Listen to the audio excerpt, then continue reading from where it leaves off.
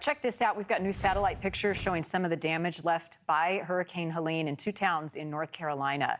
These photos are from Maxar and are from the towns of Old Fort and Spruce Pine. And as you can see, both have severe flooding and damage as a result of the storm. On the phone with us now is Sky Barkley, the coordinator for the United Cajun Navy. Sky, you're in charge of the operations in North Carolina, and right now you're in Burnsville. Tell me some of the challenges you're facing in trying to get aid to those in need. I think one of the primary challenges is just making sure that we're not redundant on some of the addresses that we're visiting, making sure that certain outlying communities actually are receiving aid and have what they need. And I've been really impressed actually with the scale of this disaster and the local departments, the fire departments, and the police department's abilities to do what it is that they need to do. So we're seeing some mules on the camera and people getting supplies to areas where the roads have washed away. What are the ways that you all are able to access people who are trapped? We've had many different ways, actually. So we've had people go in by foot. I have a team out right now taking in pack horses. We've actually been able to send in their volunteer pilots, and we've actually used a landing zone behind a school next to a playground, loaded up supplies and pushed them out to the community that way. So also by ATV.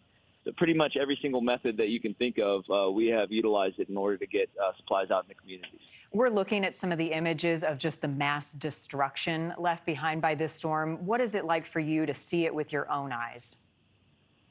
I've been doing work internationally for 8 years. Primarily, I work as a tactical medic in conflict zones. I think the hardest part here is there is no cultural divide. These are Americans. I speak their language. It hits home to see people losing family, losing their homes, places they've lived their whole lives, not knowing how they're going to rebuild. It's a devastating experience.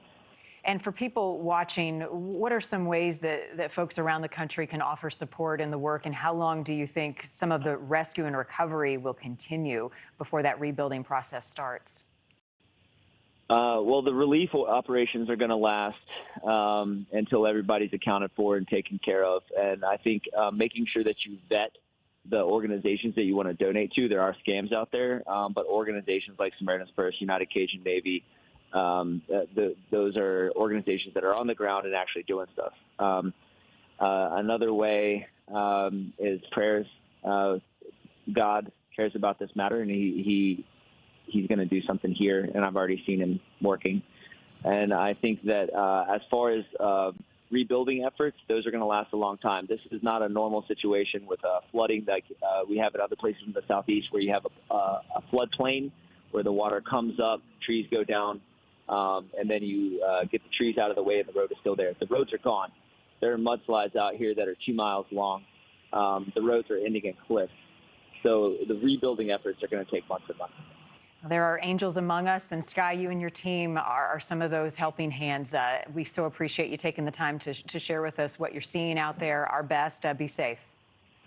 All right. Thanks so much, and God bless you. God bless you. Thank you for watching. Go to newsnationnow.com to find NewsNation on your television provider. And don't forget to click the red subscribe button below to get more of NewsNation's fact-driven, unbiased coverage.